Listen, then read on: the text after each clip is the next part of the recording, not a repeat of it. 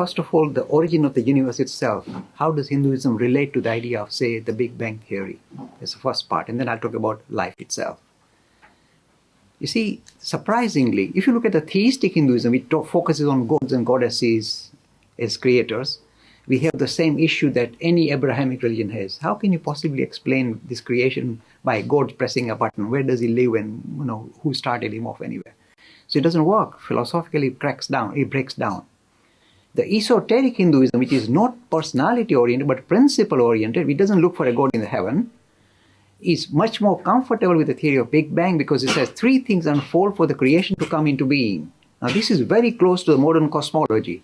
And this comes from the Nasadiya Sukta as well as Swami Vivekananda. It said, three things unfold for creation to come into being. You say, how did they know this thing thousands of years back or even 150 years back with Vivekananda? He said, space, time, and causation. When they unfold, creation comes into being. Desh, Kal, Nimet. These are the Sanskrit terms. It's a very ancient idea. Through introspection, somehow we realize these are, if you like, the dimensions through which the universe becomes manifested. So we are already aware of how the creation comes into being and how well it sits with the idea of theory of Big Bang. It has no difficulty. In fact, it goes a stage further than the Big Bang. Because Big Bang, it doesn't talk about causation. We say space, time, and causation also. So you can't say who caused the Big Bang. Causation comes with the Big Bang. It's a very esoteric idea. Now the second part of the issue, the question, Gaurav has asked is very interesting. He says, what about life itself? Now this continues to be a mystery for modern biologists.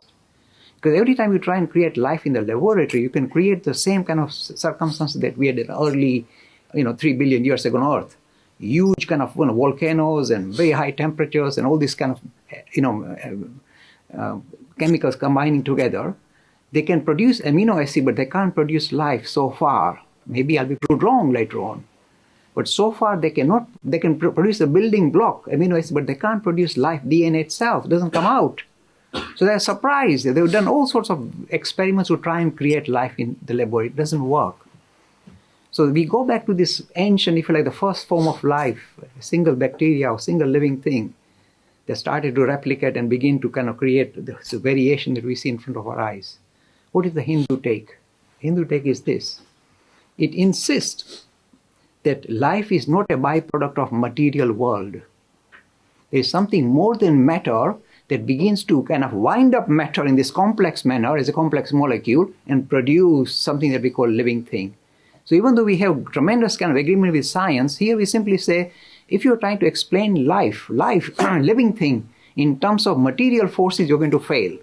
There is something else that is winding up this material, the elements, if you like, the chemicals, in a very complex manner, in a very unusual manner, which can only be described or defined as something which is non-material, spiritual. So we say it is actually when the spirit is trying to manifest itself in the material world, it begins to kind of, in a way, start to kind of form the chemicals in a particular structure and produce, if you like, what we call a living thing. This is a very special feature about Hinduism. It says life is not a byproduct of the material forces of matter, but it uses matter and material forces to manifest itself, but it is not something that comes out of matter. This is an interesting debate. It is a matter of time before in fact, we are launching another website called Spiritual Humanism, where we are taking this challenge to the science lobby, whether it's Richard Dawkins or the British Humanist Association. We have a challenge with them, and I continue to interact with them very robustly, that you'll see on the website.